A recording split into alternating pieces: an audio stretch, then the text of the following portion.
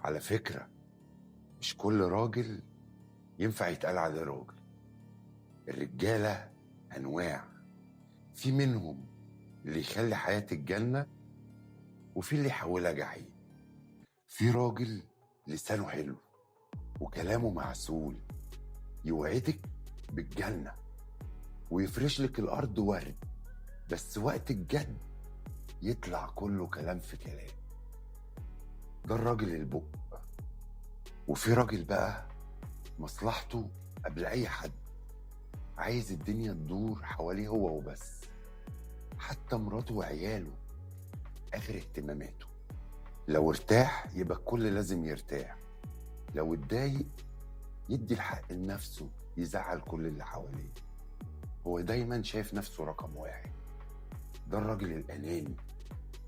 وفي راجل بقى عينه دايما مش شايفاكي، مهما عملتي علشانه عمره ما يشوفك كفاية، دايما باصص بره. ده بيهد البيت بإيده، ويتقال عليه الراجل النمرود.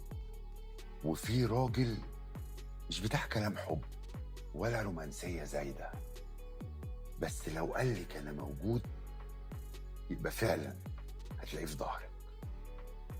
ده الراجل الجدع. لكن أجمل نوع بقى الراجل اللي لما يحب واحدة يحس إن هي أمانة في رقبته، يصونها ويحافظ عليها ويقف معاها في الحلوة والمرة. ده الراجل السند. قولولي بقى، من كل الأنواع دي شايفين أنهي نوع اللي بقى منتشر اليومين دول؟ اكتب لي في التعليقات، ولو لسه مش عامل لي متابعة اعمل.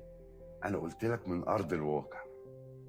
بس كده، سلام.